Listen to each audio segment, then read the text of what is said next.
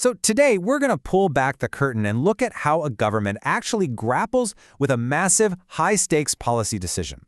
We're not just looking at what they do, but the really complex thinking that goes into finding the right thing to do.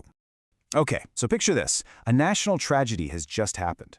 The public is grieving, they're angry, and they are demanding action right now. The pressure on policymakers is just immense.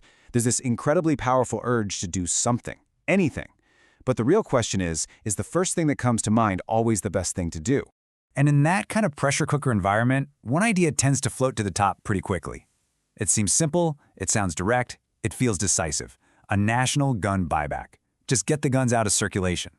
You know, on the surface, it feels like such an intuitive fix for a terrible problem. But as we'll see, good policy needs to be about a lot more than just intuition. And this is where we get to the absolute core argument from our source material. It's a principle of precision. It argues that effective policy shouldn't be a giant blanket you throw over a problem. It needs to be more like a surgeon's scalpel, right? It should target the exact failure mode, the specific weak point in the system that allowed the tragedy to happen in the first place. So, working from that principle, the source material lays out this disciplined checklist. It's basically 6 critical risks that any policymaker absolutely has to consider before they even think about committing to a blanket buyback. This is where that simple idea starts to get really complicated. So let's jump in.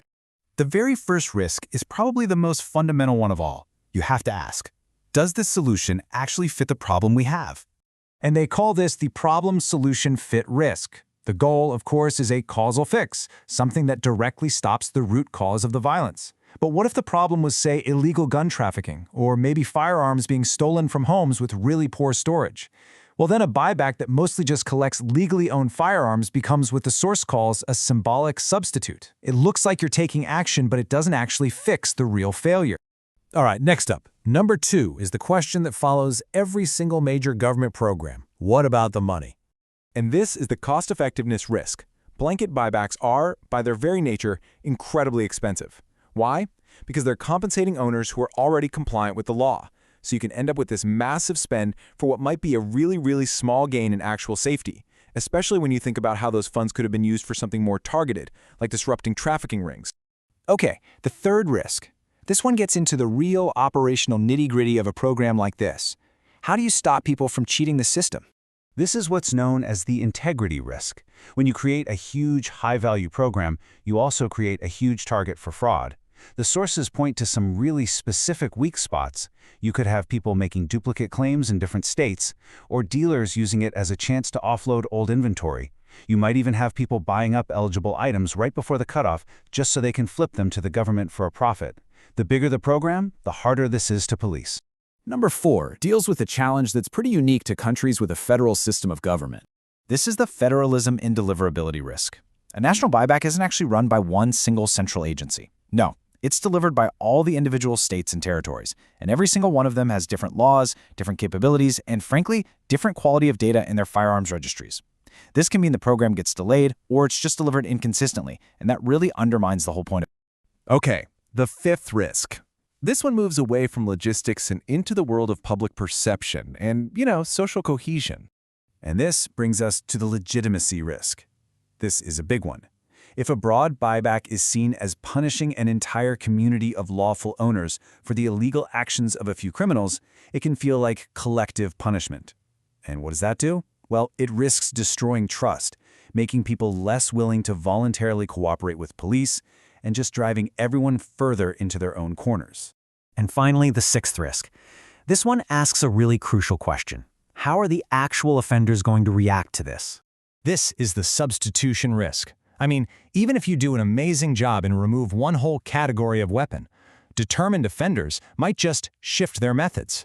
They could turn to the black market to get other kinds of firearms, or they could switch to non-firearm methods completely. The policy might take away the tool, sure, but it doesn't necessarily take away the intent to cause harm.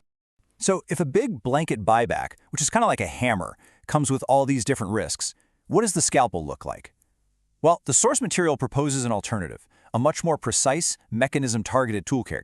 So this toolkit is made up of 4 coordinated policy bundles. First, you focus on disrupting the illegal supply chain. Second, you fix the data by improving the integrity of the registries. Third, you reform licensing and storage rules to stop legal firearms from being misused or stolen in the first place. And then fourth, and only if it's really needed, you use a buyback as a conditional, super targeted tool for a very specific class of firearm that's been proven to be part of the problem. You know, this quote from the source material is just a perfect analogy. It totally crystallizes the entire argument. If the problem is a specific mechanical failure, you recall that one model. But if the problem is user behavior, like drunk driving, recalling every single car on the road is both totally ineffective and way out of proportion. It's all about matching the solution to the specific failure. So that all sounds great in theory, right? But how would you actually coordinate a national program that's that complex across all the different levels of government? Well, the model works a little bit like a national election. The federal government, or the Commonwealth, they play the role of the funder and the coordinator. They set the standards and they build that national data ledger. Meanwhile, it's the states and territories that are on the ground, delivering the operations. They're the ones running the collection points, passing the local laws, and managing all the logistics. It's designed to be a real partnership. And all of this brings us to the final decision gate. Before any action gets taken, policymakers can use this whole framework to move from what might be a purely emotional reaction to a reasoned, really defensible resolution. So, the really crucial point here is that this framework doesn't totally rule out a broad buyback. Instead, what it does is it sets a very, very high evidence-based bar for when one is actually justified. It says it's only the right tool if you can prove two things are true. First, that the problem is genuinely being caused by the broad, lawful prevalence of a certain type of firearm, and second, that the buyback is demonstrably the least restrictive means to solve that problem when you compare it to all the other options. And that leaves us with this one last question. In the face of a tragedy, when that pressure to act is at its absolute peak, what really defines an effective response? Is it the policy that makes the loudest statement, the one that feels the most decisive? Or is it the one that functions as the sharpest, most precise tool, the one that was carefully designed to fix the specific failure that led to the crisis in the first place?